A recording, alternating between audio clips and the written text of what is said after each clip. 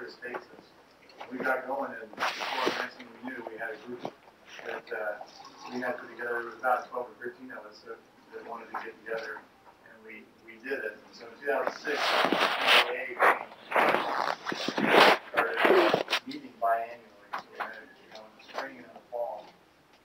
We had projects. We kind of started like kind of signed with different things saying, hey, what are you working on? Maybe come back and reporting back on those. That went for a year or so, and then we kind of changed it up a little bit and started bringing up, we want to leverage groups, counties, municipal, any GIS manager, whether you were with a utility or whatnot, we wanted you to come together and be part of this, so you're making decisions in your area. We wanted to leverage each other and maybe with vendors and other areas, so we came together and did that. Today we have about 35 active members throughout the state. We get together in the spring and fall and kind of have meetings where we start talking about some of the things that are going on. One of the big things we had happening was a survey that went out last year. We have a couple members here, the current president, which is our friend here, Chris Hogue. She is going to speak on that, as well as Kevin Whaley, who's behind me, who's going to speak on that. They participated well in helping with this survey. And following them will be Tim Detroit. Now, Chris Hogue has been working in GIS, I believe 14 years now. And she started in Sumter. Is that right? City of Sumter. In 2007, she moved to Florida. She's been there ever since, and she has 5 or 6 GIS students that work with you there. We're a team of 5. 5. And 4 of us have. Excellent. Very good. She has a strong crew there. Working there. Kevin Whaley is in the city of Augusta, and he's been there in your crew. Years. He's been yeoman's there for several years and has done a great job. But they're going to talk to us a little bit about the survey and let them talk about the cards that are on the chairs. So, good with that. Super. Thanks so much, Dan.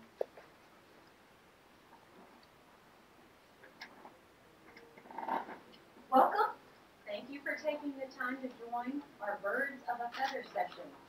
Geospatial Administrators Association of South Carolina. Ooh, that's a lot to say. So GAASC, right? Can you hear me okay? If it gets low, would you do this for me? I have to work hard to project my voice. All right? Everyone good? 3 things we're going to cover briefly today. I'm going to say just a couple more things about GAA to fill in where Dan did a great intro. Won't take me but 5 minutes at the most.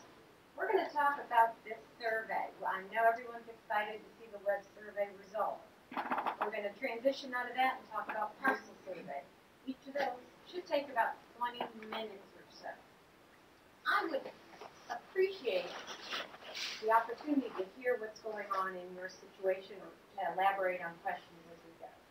This is intended to be collaborative, more so than me stating just the facts. So as I'm going through, stop me, ask a question, let's talk about it a little bit. I'm also going to call out, there's only really a couple more that we haven't introduced, but from the board of directors for GAA in the room. Could you stand up, please? Fabulous. So as you look around the room today, these are your go-to people. These folks are on the board of directors, and I appreciate everything they do. See them today, tomorrow, anytime this year. Dan covered very well the history of GAA. I joined a few years ago as a new manager for Florence County. And what I found, not only was I a new manager, but I was developing a department that didn't have a manager before, and I didn't have a resource to help me. I turned to GAFC. I need help writing policy, writing data management strategies. I need help as a manager, and this GAFC team is right there for me. All the steps of the way. What I find, I bring any questions I have. These are the same technology questions. We're experiencing the same issues and customers. So we're collaborative with peers. We share what we've learned and it makes them believe we're the next person. We already commented on how many members. It is an open membership. If you are an IT or GIS decision maker, we welcome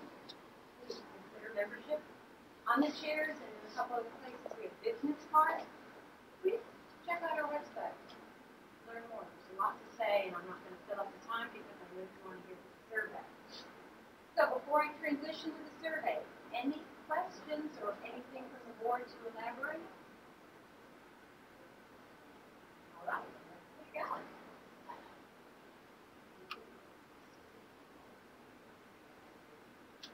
Why did we do this survey? Remember we talked about projects? GAA actually had a discussion. One day the board was talking about server and web applications. What is everyone doing? What should we focus on our strategy? What's the survey? What do we do?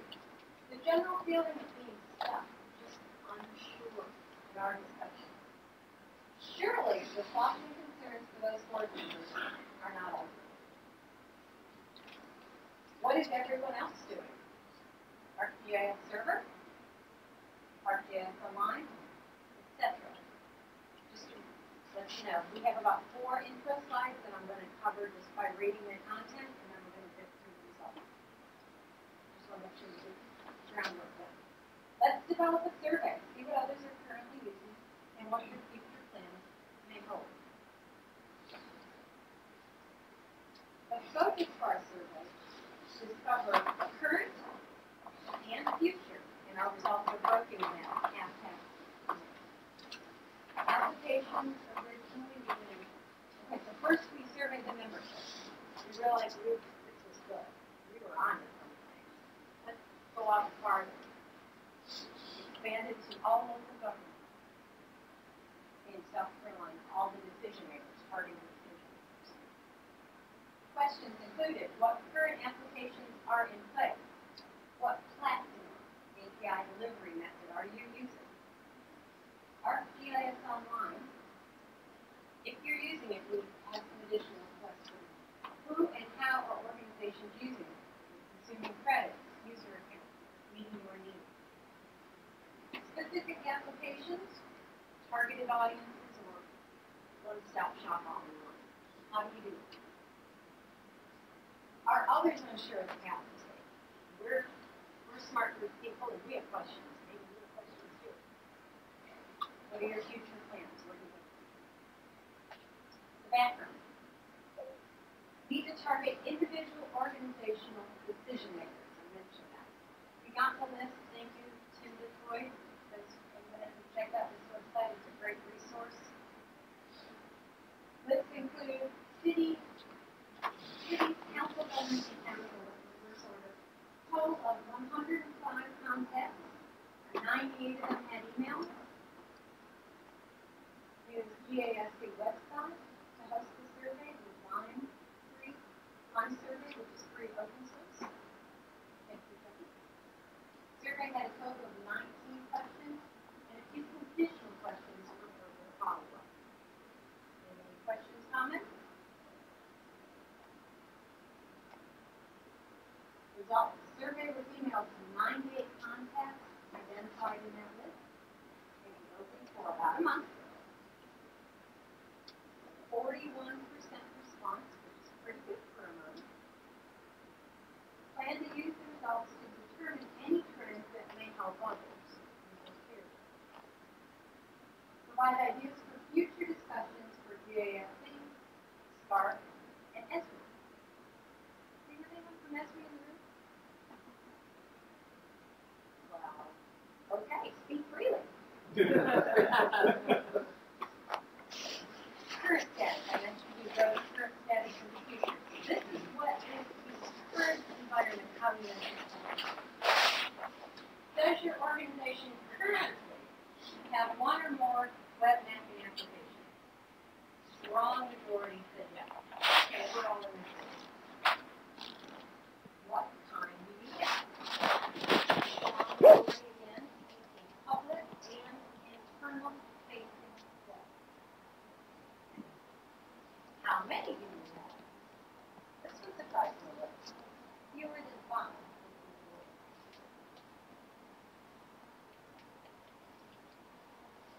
What technologies do you use? Strong. Strong penalty. JavaScript or ArcGIS Online.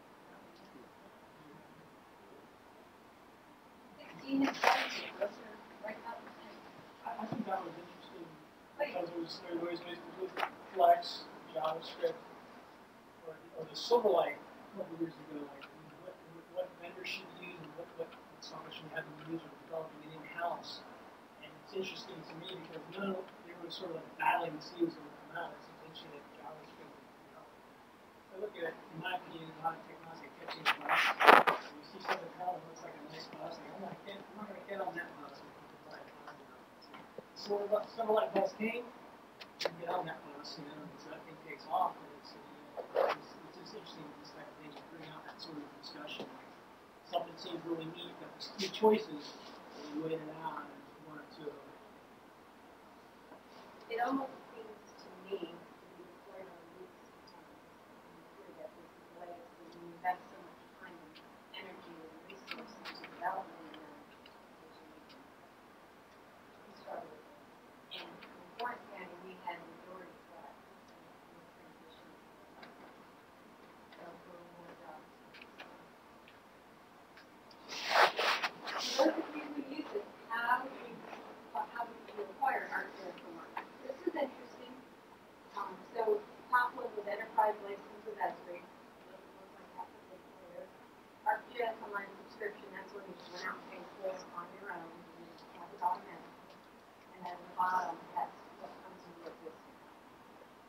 That was one of the reasons, one of the reasons why we decided to redo the survey in statewide is because we had benefits for our FBA free conference announced about when you had a license base, you were getting so many credits for the desktop license. So that was interesting to see. I know for my organization, that was one reason why I kind of got into using RTS line. I had 1,000 or 1,500 credits to play around with. So it was kind of a nice little test bed. So that was the reason for this question. Anyone else have a comment on that? Same situation. In Florence, we wanted to jump on the RTS online bandwagon. We wanted to do off the smallest subscription that we could. And then a few months later, we got a whole bunch of extra user accounts because of our licensing, which is great. But for those of you who are these are conditional questions, by the way. For those, the folks that said that they were using ArcGIS Online, the next couple questions are reflecting that answer. For those of you who use ArcGIS Online, how many named user accounts do you have? And that would be folks that are strong majority, well, like 10 answers.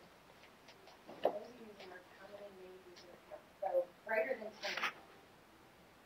The thing is that in the past, I think most organizations were finding that you would hit if you purchased a 5 license, you would get that number very quickly, more so than you would use up your credits. I think initially when RTS Line started, people were worried about, well, how am I going to manage credit for something? And so that's the reason for this question. We actually have it where see how many people you actually have currently using it.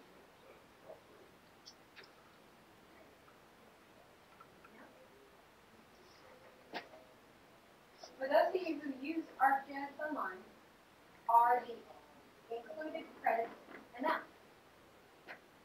Looks like yes. This one worries me.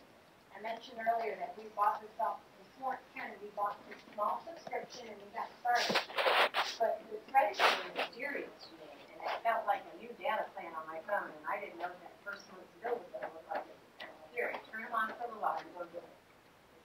Testing. And ours turned out just fine as well. But it was an unknown, so to me that was a tough thing to start with. I wish if I was asked, it would have been great to allow folks to get started and not hold the credits against anybody for a month and see how they then start tagging on.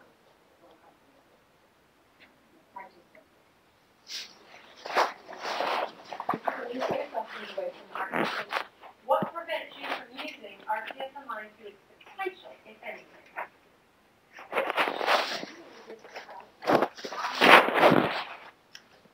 you think that's because we have to learn how to use it?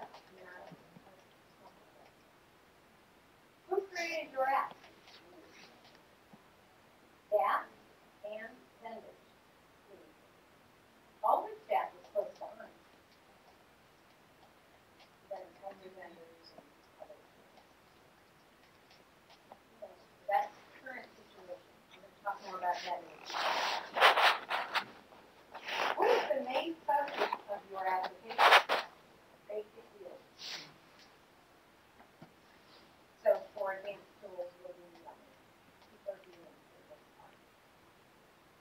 same situation for most of us out here?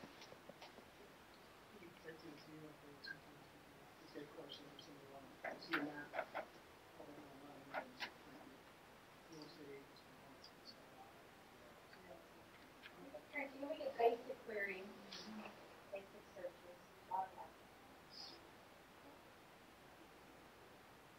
What base map do you use, if any? Internal live base maps are in the lead, closely followed by internal cache. Every typically strong number, but not number one. Any comments on that? What overall strategy are you using? Combination of targeting and all-inclusive. And that's not a strong one either.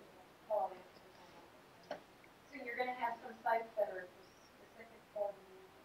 You're going to have a search yourself. Hey Chris, can you go back to the one before? On the base maps? Well, we discovered we had to go with our own cached base maps and our own state plane coordinate systems because he is RIDE base maps from Web Mercator, and a lot of the web mapping applications would default to that projection.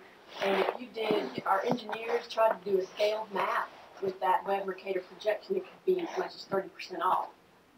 And, you know, engineers would quickly tell you that that was wrong.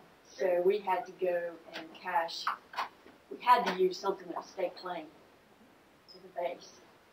That's good. That helps us understand that a little bit. Another thing too, we found I just did something.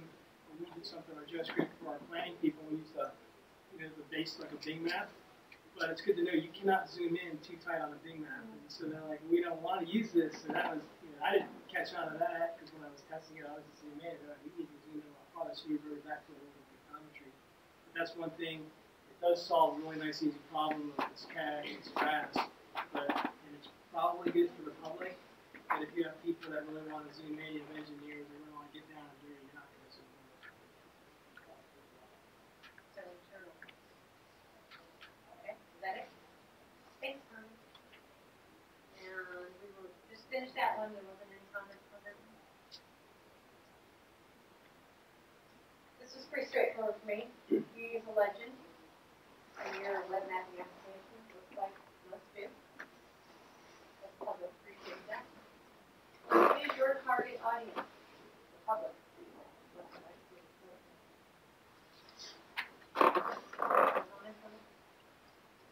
Who can edit your data in a web mapping application? Staff only. Very, very heavy staff only. The other side of it is no edit. So if you're editing, it looks like it's just staff. Just two answers for the public. Interesting. Trying to think, is there anyone in the room that wants to speak to that? Why that's maybe not a good thing yet, or?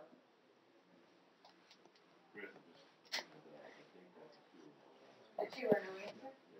Oh, thank you. No answer. I can think that this would be some time to want to reset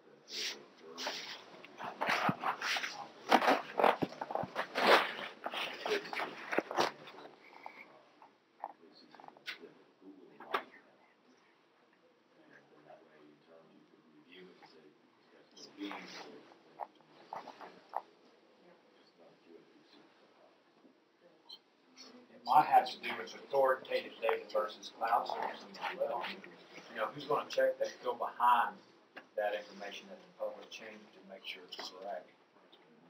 And, so that's what you get when you get into crowdsourcing. But crowdsourcing is, I think, a wonderful way to go. I think it's wide open for people to use in the future.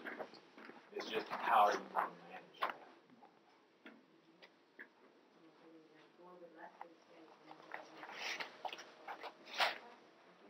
I think the big one would be not necessarily how not necessarily your actual data, but people, there's a pothole here, there's a dead dog, that type of thing. I mean, that's what I'm calling it too. I just see that to be probably a big driver in people being able to put that information in. We're scared about that because someone puts in the file, they're gonna want to know where their file is. Because then, like, we're all in now. Yeah. Or if the city manager uses Well, that. if we can address it accordingly in an efficient amount of time, do you really want the ability for them to go out and put that? There's a lot of uncertainty there, I think, of what kind of information we're going to be getting back and what the expectation is for them to respond. The county or the local jurisdiction to respond. I think in the future that would be a good, I think that should be split out, because I think that is important. But that is kind of two different ways of thinking about, are you putting in, just for your pothole, or a service request type thing for your internal people to go out and fix that pothole, versus actually editing the name of that street. I mean, those are two different things, so I think that could be two different questions.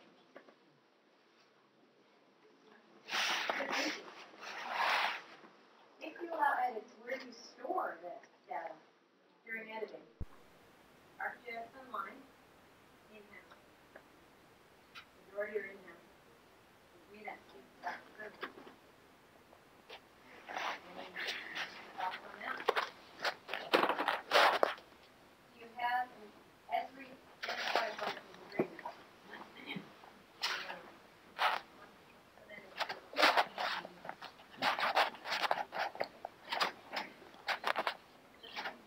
Okay, we said we'd go talk about our current environment, and then we discuss what we plan to do in the future.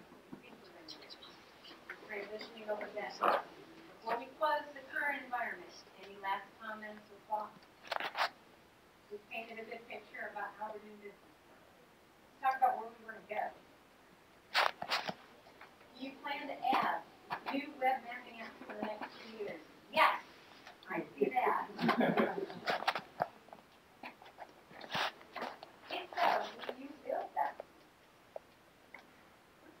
Look at this. Staff and vendors. Staff only. As a manager, I'm thinking there needs to be training money, and there needs to be money to, if we're going to outsource, if we're going to hire a consultant to help us build. But we're not going to just depend on a vendor to do it for us. We're going to be partnered in it, or we're going to do it ourselves. That's how I do it.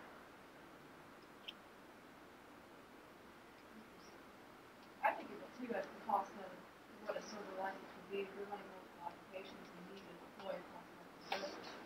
You look at license, it's going to cost you $3 or $4 annually versus a 3 year. Sometimes the offset is that's, I mean, when you're a manager, it's all about quality. No, it's all about you don't do, you got some stuff that you can do.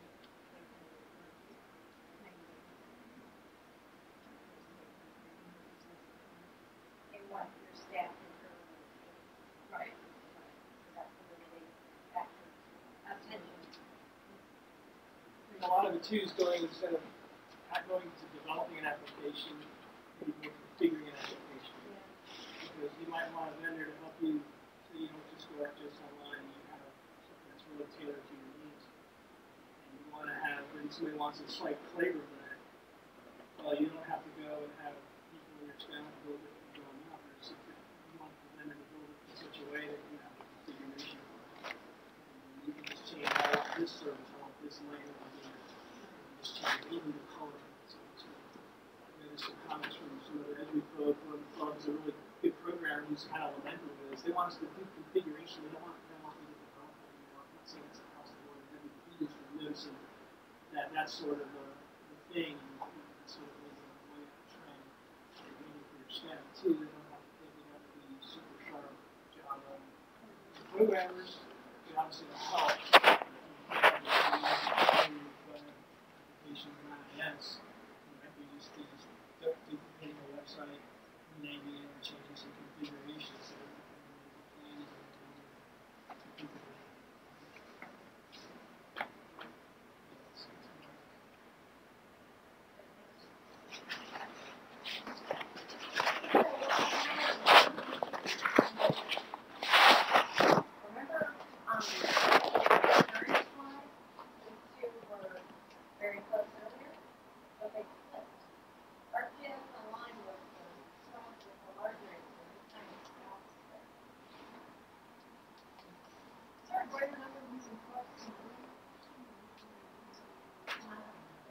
if it's going down or if it's About the same place, I believe it's around 11 or 12, I think. I was just wondering if the number of that was just gonna keep on running down. When it's gone down, it's literally. 11, okay, we'll go back there. And we're probably one of the answers that it's.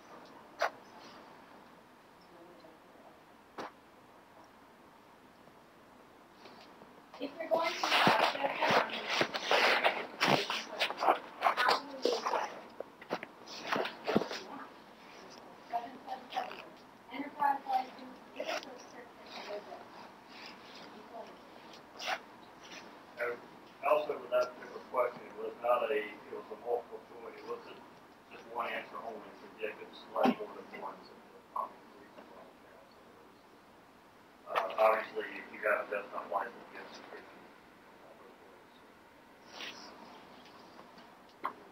Was your decision to use RPS affected by Esri's recent changes in pricing structure? I mentioned that earlier. I'm not sure on this one, if this is the 10 year. I think it is.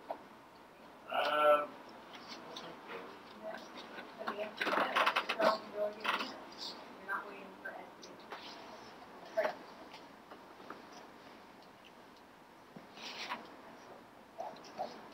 So I guess they were using it before they changed the licensing to the essentially the desktop license. How well do you understand RPS and LAMP portal for RPA extension? Well, the majority say with me. I have a general understanding of those. You need to know that. So that is what. You have 8 understand RPS and LAMP and not portal. I don't understand too many of those. I understand both fully. How's that possible when it just came out? Well, there's 2 people that are doing that. I might know the two people. One of them's in the room right now.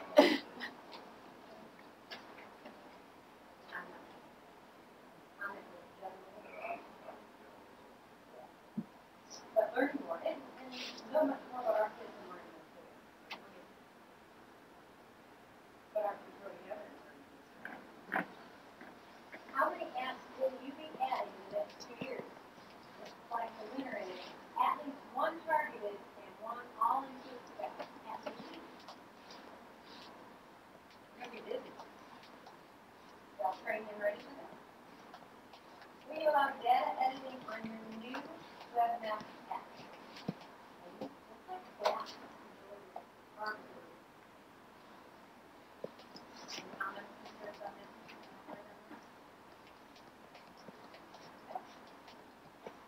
If you allow editing, where will the edits be stored?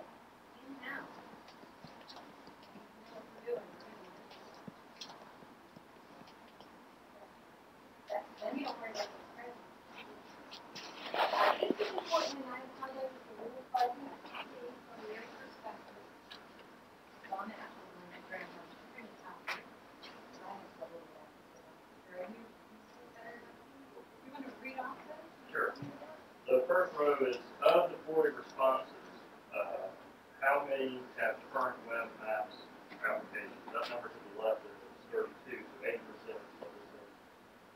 Question 2, of the 40 responses, how many will have web and map apps at the end of the next 2 years of total organization? So 95%, that's where everybody definitely says they're going to have that.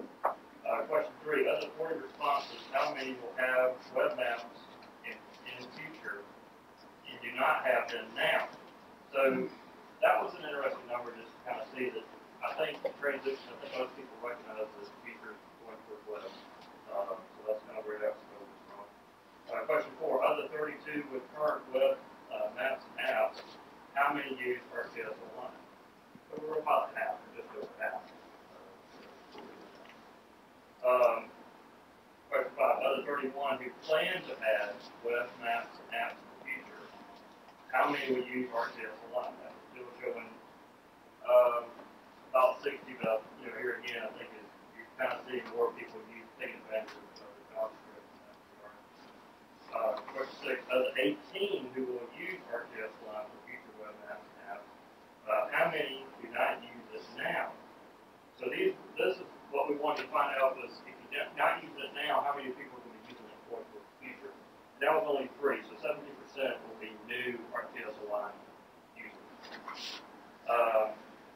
Question 7. The other 17 will be current RTS Line web apps and apps. Who gets RTS Line with the desktop license? So 60% have that, or 59%.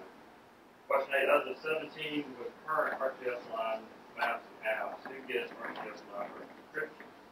Here again, it's just sort of this is just a summary chart of everything, so it's 41%.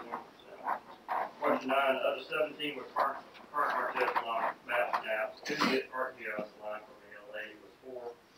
Question 10. Of 18 with future RTS Line web maps and apps, who will get it from a desktop license? Here, 39%. Of the 18 with future RTS Line web maps and apps, who will get it from subscription? 7. Here again, that's the same thing, and also who will get it from the ALA is 39%. Of the 17 with current web mapping, storage edit RTS Line is 12%.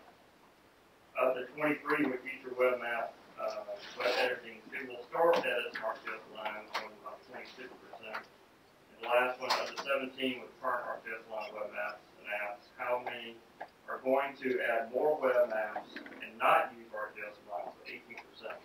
The reason for the respondents we had overall 40 responses, but not everybody answered those questions. So that's kind of why these numbers are kind of hard to see here on the side, or where we told like of 18 of whatever. That's how many were answered responses we received. So the math goes on all the time, but we know that. So I give credit to Kevin for analyze and put these slides together. Kevin is our president on that. This is a good summary slide. Anything strong interest or something to talk more about? We got a good picture of where we're going? I think it's neat that people are still going with the all-inclusive app, because a lot of times I talk with the Edu app, they want you to do sort of just a quick map, like you're saying studies show, well, if someone wants a piece of information, you're going to go and just get their little piece of information and go away. And so now it seems like you got to be careful to go that route, because on enough days you might have one application with 50 layers in it, and now you might have 50 apps. So you want to make sure that you meet it halfway. I was claiming for a legend issue. There wasn't really a good legend out there. The survey, people use legends. And ESRI, I think the way they're putting stuff online, we're arguing you don't necessarily need a legend. But a really quick map. So it's something interesting. Yeah, I'm just curious. I wonder if anybody in this room who does any of this has ever put a survey out for their public, for the people they serve to respond to. And I say that because I want to do it for us. And a lot of times we're hearing what the vendors are saying, what Ezra is saying, and what we're doing in this profession, and people have to work with this stuff. And a lot of times I don't think we're receiving input back from the public, the people who serve, and what they want to see, what they want to have access to it, and how they want to have access to it. And that's still, I think, a lot of what we don't know about. That's really going to drive how we put applications out, how many we put out, how we structure those applications. I know that certainly influences how we decide to develop new applications. But we have never done that. Yeah. I think you could add into that your surveyors, your bankers, and your realtors.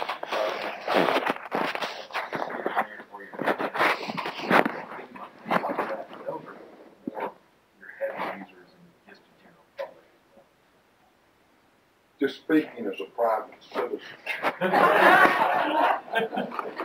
Used to work in GA. We met with those various groups. We did not do paper surveys. Right. We said, what do you want? Surveyors flat out let us know what they wanted. The engineers flat out. No holds barred. Right. Realtors let us know, bankers let us know, and that's how we came up with some of the interesting things we did along the way. And since I've been long gone, they continue to do that kind of thing, checking and meeting, at least a couple of times a year with surveyors, hey, what are we doing? And those people are not shy with us because we've got a good relationship. As I say, they'll call us and let us know. Yeah. And, Once you have that relationship, they'll start to give you feedback when we put something new out, we like this, we don't like this. I just think it's interesting to start looking at how much stuff out there. We start putting a lot out, and sometimes you get to the point, okay, what is too much? At what point does it begin to lose its meaning? Well, that was our thing of going to those specific audiences and asking them, what do you want? Yeah. And a lot of that, we told them, you're not going to get it this year. We want it too. But you tell us what you want, that's where we guide our development process.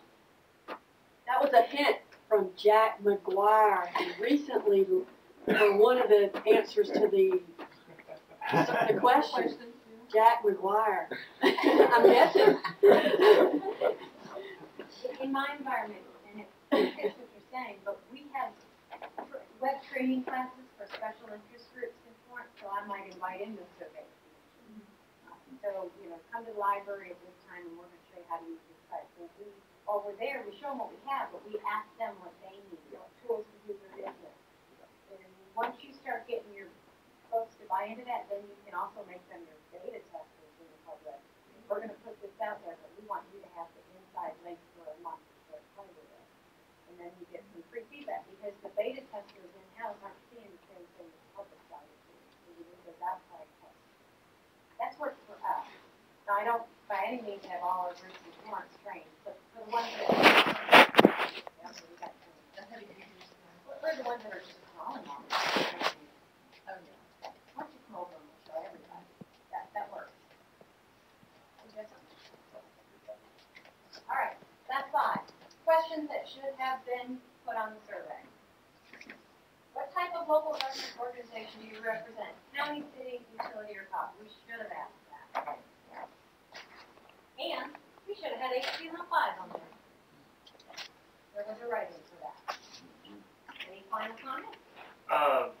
The interaction that we just had in here in this room today is pretty much the core of GAA. Being able to talk amongst, individual, your counterpart in your city or county or college utilities. That's kind of where this group, or the core of this group, and if you're not a member, be happy to talk to anyone of you, any board members, be happy to talk. I can tell you from my experience, it's helped me tremendously, especially with being a one-man show organization. Bounce ideas off of other people. I strongly encourage you to look into it. I'd like to introduce Sean Carson from the city of Rock Hill. You are a GIS IT manager over there, correct? Yes, I'm the GIS manager. If you're going to introduce. Yeah, she's introducing, I'm going to be here. I'm the past president of the Geospatial Administrators Association as well. And we've heard of Tim DeTroy, the GIS coordinator for the state of South Carolina, whose vision to potentially have a statewide parcel layer. And part of what we do at GIC is to attempt to partner up with people. And one of the first steps that we wanted to help Tim with, because he's a one-man shop, was to what we figure out was, well, let's ask questions. And so we put up with a survey with Tim, the JSC and Tim put together a survey to see if people are interested in sharing their parcel data, what capacity are they interested in, what attributes, and you can get into the nitty-gritty of the parcel survey itself. So we basically came up with the survey, and the GASC and Tim actually called and made contact with all 2 of the counties, and they're sending the results in now. So we got a real 100% feedback, and we hopefully will have 100% feedback with results of this 10-question survey. And so I'd like to introduce Tim DeTroy, GIS coordinator of the state of South Carolina, who's going to talk in depth about the survey. Good afternoon, everybody. Good afternoon, everybody. I can see it's like church in here. We got everybody sitting in the back and folks in the front. I want to thank GSC for asking me to participate and help out with this survey project. Initially, when they did contact me, they were wanting to put together a statewide parcels layer, and I said that actually within emergency management division, we already had it as that project, a pilot project. But what I felt was very important for us to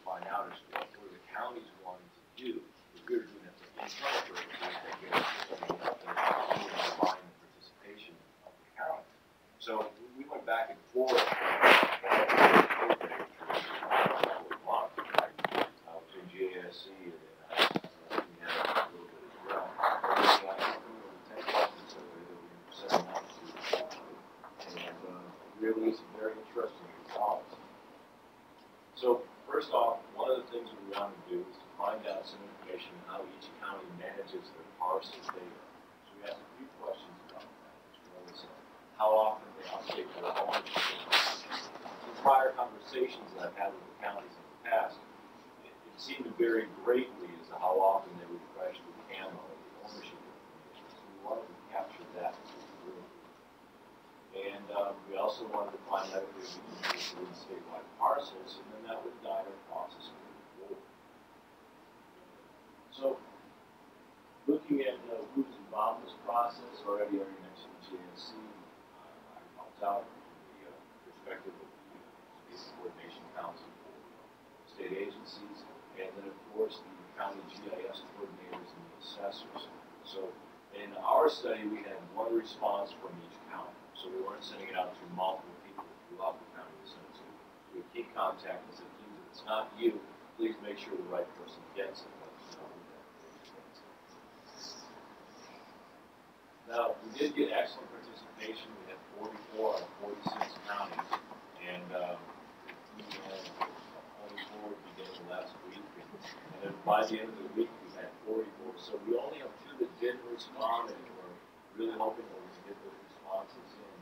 And we'll follow up with them after this conference in order to do so. And I had a good opportunity to actually get on the phone with folks last week for those that hadn't had a chance to fill it out, and actually in some cases conduct this phone interview, in some cases just introduce the concept and pass it out and get back to me. And it was really great. It was a great reception. Folks were very interested. Someone said, yeah, I'd be happy to participate, all the way to, yeah, we really love this. And then there was a couple that were saying, I don't know about that. Tell me some more information on that first. So that's all part of the project. Wow, that's not a really big color projector, is it? Well, let me explain to you a little bit about the results that we have here. That really is a color map, folks. One of the questions we asked is, do you maintain an end-of-year parcel data? Meaning that after all your tax records are updated and everything, do you take a snapshot of your data and keep it kind of set aside for posterity? Maybe having to go back and look at it down the road from a historical perspective. And it was really quite a mix. We ended up finding out that more of them do not actually maintain an end-of-year tax roll than do. And in some of the phone interviews that I conducted, the answers range from, this is an ongoing process. We're always editing, and so we don't actually do that. And in some cases, they decided that they just, with the way the staffing works and everything else, that wasn't in their best interest, or they weren't able to do it at this time. And other folks, some of them, in conducting the survey, just we have done surveys before, and every time I've learned different ways that I can do it better. It's a matter of how you ask the question in order for the kind of answer that you're going to get. And one of the options in this was to say, do you save it just with the parcel ID number, or do you save a snapshot of the ownership and the candidate as well? And we did get the folks who answered, yes, just save it with the parcel ID number or the PIN number. And for the folks that have spoken on the phone, I said, well, why do you do that? He said, we don't need to save the rest of the information. If we need to make a map with it, we go back to the camera, we tell it what year we want, and we get exactly what we need. So I wasn't asking the question correctly. What I should have said is, do you have this available if you need it? And so, anyway, that was an interesting result there. So who didn't answer? I can't tell. Who did not answer? We didn't get responses from Greenville or Richland. So it's just a matter of we're going to go back and follow up with them. And again, I apologize for the coloring on the maps. It looks really great on my laptop, I have to tell you. Maybe next time I'll have to go to texture instead of color. One of the questions that we also asked was, how often do you update CAMA data in your parcels that you're working with on a regular basis? And most of them do it between weekly and monthly. Some of them do it quarterly, and some even actually have 3 counties that do it annually. So that was an interesting result. And actually from some work work that I had read about before conducting the survey, there's probably about 80% of the things that you might need to do with parcels that the average consumer can do with the end-of-year tax roll. About 80% of the work. So if folks are only doing it annually, it's still meeting the majority of the needs of folks. And the question about how often do they update or edit the GIS side of things and the parcels? Well, most of them are doing it daily. I had one that's doing it quarterly, and then some are doing it monthly. But it's part of it's based upon their workflow, and part of it's based upon the amount of demand. And also, again, clarifying the question, what I should have said is something that's going to get more to, are you up to date on your parcels?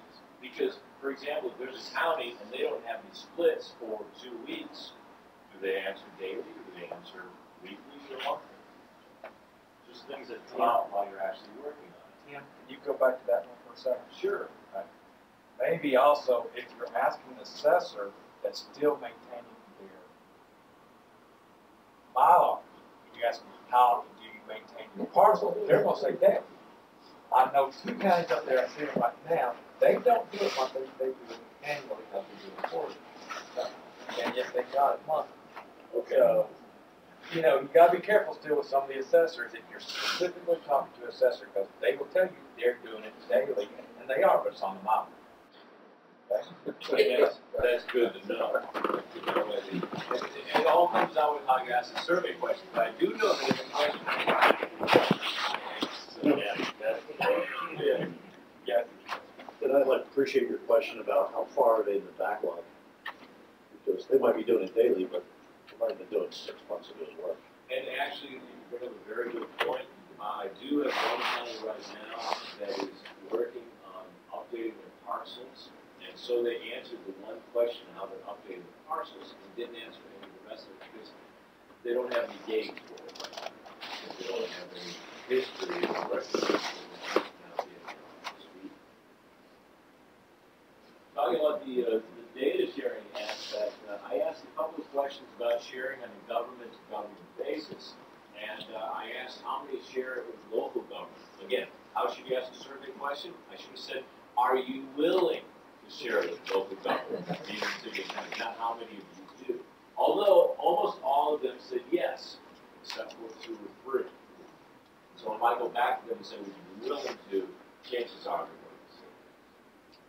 Do they give data to the COGS? There's a few that don't do that. Again, most of them do. And I would want to clarify that as well. Right? Most of the counties I know, just from speaking to them, most of them share with the COGS. I do know that a couple do. And as far as giving data to the state, we have parcel data from every county except for Dillon, and they're the ones that's working on finalizing their editing data. Caught up. And of course, we didn't have answers from either Ringo or Richmond. We'll follow up. And here was one that surprised me. In the past, there wasn't a whole lot of data sharing with the feds. And when I asked the question, I did get a lot of yeses on it this time. I still did get a fair number of no's, but I think that years ago it was almost impossible. A couple of times I'm sure nothing. And now I'm getting the majority of them are sharing with the feds. And the question I want to go back and ask is, okay, if you're not, would you be willing to? Because that can help in a lot of different projects. And, you know, one of the things that might be facilitating that sharing too is Gary Merrill's has been the LIDAR project work that you all have been doing and working on it and being able to develop that and get that back out and see that it's changed. So I was very excited to see these results. And by the way, just to clarify, this data sharing that I'm talking about here, this is actual data in, say, shapefile or geodatabase format. It's not just services because that was inside the question. Tim, Yes. did they identify which federal agencies were requesting? I didn't ask that. What do you search? I can, well, now that I know better this survey that I've already given, I can go back and have it. But I would think that it would be across the board that they would be willing to do it. But it may vary some, so it's a very good. And you don't know whether that's willing or actually doing it. That's right, I think it's a mixture, because when I was conducting the phone interviews, really what I wanted to get is, who would be willing to do this? So when I was speaking with the people that had initially responded to the survey, and I was able to catch them on the phone, they said, no, we don't share it with the Gaasc, we don't share it with local government, and we don't share it with well, have they asked you? You know, in some of the cases or whatever, at least with that individual that I was speaking with. So in that case, I think they said they were sharing with the state and with feds or whatever, but nobody from local government had asked. It was a rural county. They didn't have anybody in municipalities that were interested in getting access to the data. So I said, would you? They said yes. So that offers an opportunity for follow-up. This was also another interesting result here in this answer, and I asked if they have a web service or if they have an app as far as how they're sharing data out there to the public. And I did get a very big mix. There's a lot of folks that said they have a web app. There's a lot of folks that said they have a web service. In speaking with some of them on the phone, I ended up finding out that they were, in some cases, mixing up the terms. Where a web application is something you go to a browser to use, and a web service is something you can bring in, say, ArcGIS or something else, and consume it in some format. And so I combined the answers to say, okay, in what I'm presenting to you today, do you have a web app or a web service? And it was almost everybody that does. Now, some of those web applications are, say, from outside vendors like, say, QPublic or somebody that's hosting and sharing out a web service that they can use for the assessor's office. In some cases, it's ArcGIS server or ArcGIS Online. So this actually kind of plays into some of the results that we were just talking about in the last survey. Now, one of the questions that I was speaking on the phone with folks that people were most interested in finding out about is, okay, who is charging for the data? How much are they charging?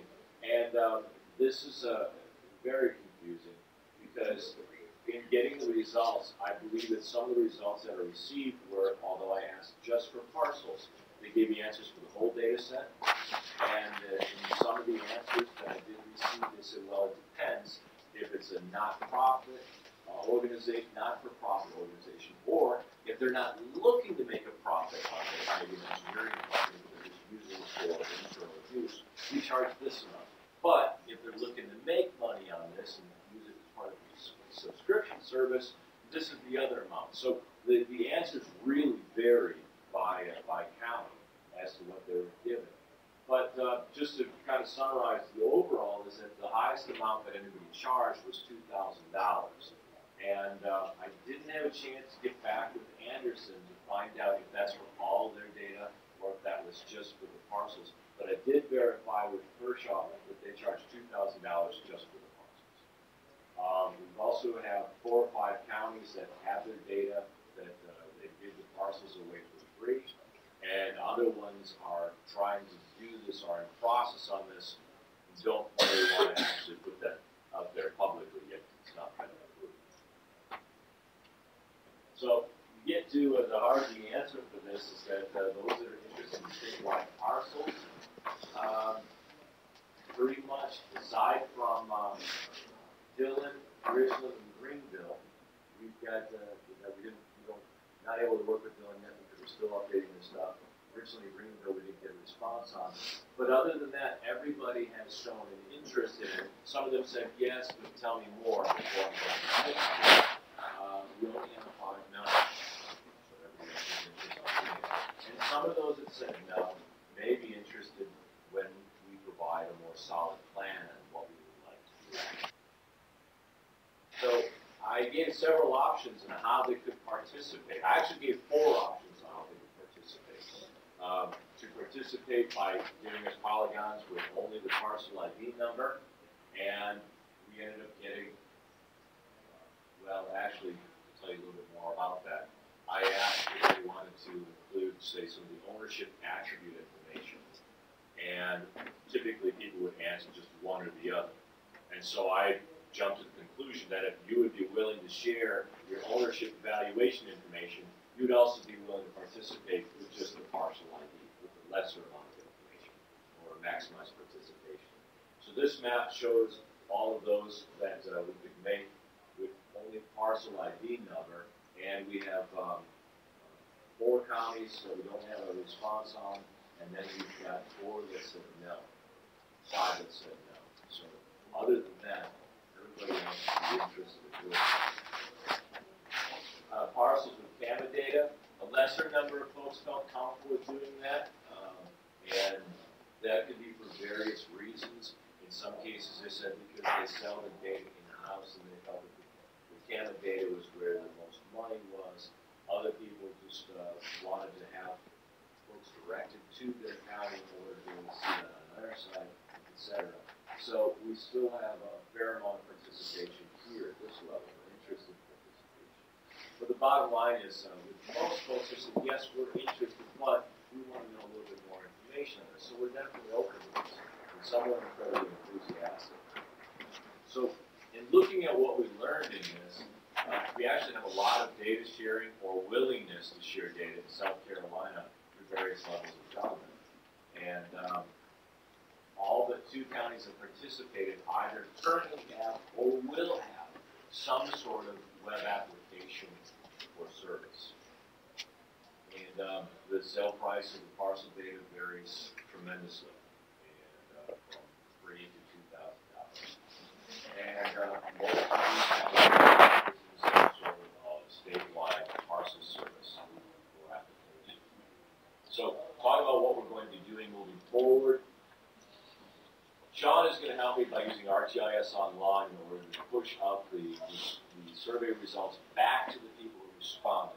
And what we want to do is we want to revalidate the survey, clarifying some of the questions where some of the answers weren't consistent based on the way that we asked them. We didn't use the right words, so we want to send it back and say, is this what you want for your answer?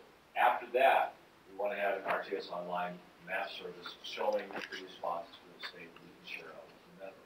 We want to make sure those answers are right first. Then from that, from our final answers that we get, we want to develop a plan moving forward on what we can get the most participation in from the counties as far as having a statewide service. And share that plan out with the counties and double check, okay, now that this is the plan, you know this is what it's going to be, do you want to participate now that you have the additional details? And then develop the service. Any questions?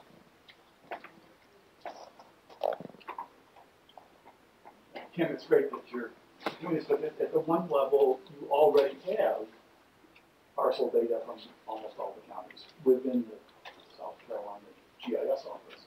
Right? So on an as-needed basis for emergency you could provide those state agencies parcel data. Actually, all of the state agencies get it now, and they can use it. But I had sought permission from local government, the counties, or the municipalities, to be able to push things out there. Now, when I first started doing the data sharing program, I did try that. I didn't really get much traction on it, so I just left it go for a little while, and then GASC came to me on this. So let's ask and see how people. So a follow-on question then, and as Susan Lambert mentioned this morning, this whole concept of framework data. And so one of the 7 framework data layers is cadastral. Okay, and so in the big scope of things, you know, when we were dreaming years and years ago, we would have a federal standard for all of those framework layers, okay, including the cadastral data. And getting to a point where we have a framework data layer of parcel data for the country would imply, because framework would imply public domain access, okay? And is that what we're talking about here? As far as a web service, yes. And that I would be pushing this out as a web service. There's a number of counties that have their parcel data and other data in public domain, and they say to me, give it to whoever wants it. As far as downloading this data in parcel format, the responses that I got from the survey, that was one of the options that no, we don't want to do that. So you've identified at least 5 counties that would never be willing to do that. That's at this point, as a service. But also we've got 4 or 5 counties that are also data main.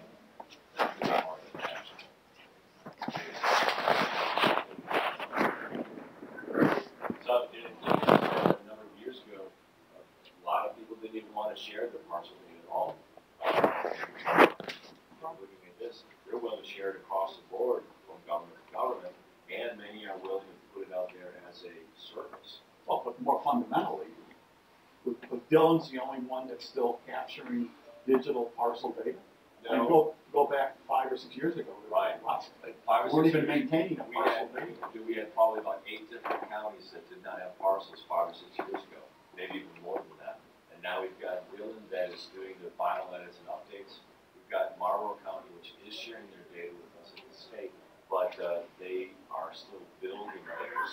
We've got all the rural areas done, they're doing the rest of it now. But for everybody else, they've got parcels. So it's tremendous. And then looking at South Carolina versus other states, we've got a lot to be proud of. So you're saying every county has parcels of some sort? Yeah. I'm just curious, of the counties who say that they're not ready to share their data yet or put it in public domain, are they early in the process of developing the GIS program, or has it been in place for quite some time? It's a mix. It's a mix. So the age of how long they've been doing GIS doesn't really have much of a play on it. And I do have a good number of counties that are new to the GIS program where they say, we don't know what we want to do yet. And so I try to talk to them about what their options are. I am going to be sharing the results of the survey back with everybody. And then I have some folks right now that are charging and say, you know what, this is a hassle for us. We don't want to do this. And I have people say, if there's a way I can get around it, but bending but not breaking the rules, I'm going to give it out for free. But it still shows up, on the map here as a charge because that's the way it needs to show up. So things are changing. I think so too, and I think the whole policies and all that are in place. They change every time. I know with those who started out, you got to sell it to everybody, including costs and all that. And now the perspectives are against public information. You put out public domain, get rid of the fee schedule or revise it, maybe charge a processing fee, but put it out for public domain. That's Okay. great. And Darlington was the same way. Yeah, it makes it easier, frankly, but Nobody builds data for government right. with the idea of selling and making a profit.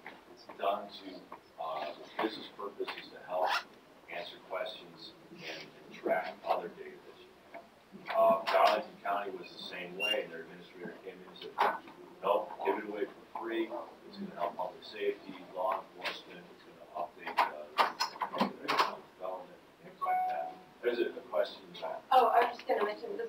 Putting it out as a service, I think, is a no-brainer for most people, but like charging, our county council made a decision for profit. I mean, obviously, if it's a nonprofit or somebody doing a project for the county, if there's not a charge, but for profit, you start getting into the political level of getting county council's approval to change fee schedules. It gets a little more complicated. So the service, I think you're going to see a lot of people say that's easy enough, but actually downloading raw data, you start getting into what is your policy and who decides the policy, and you have to go to county council to get approval. And a lot of times if you go there, it could end up, oh, we're going to charge more, or you don't know how it's going to go. Right, and it was very common in the past to charge for the data, and now some folks who are going to have a GIS officer are caught in the kind of a rock and a hard place, and I don't want to charge for it anymore. This is more hassle than what it's worth.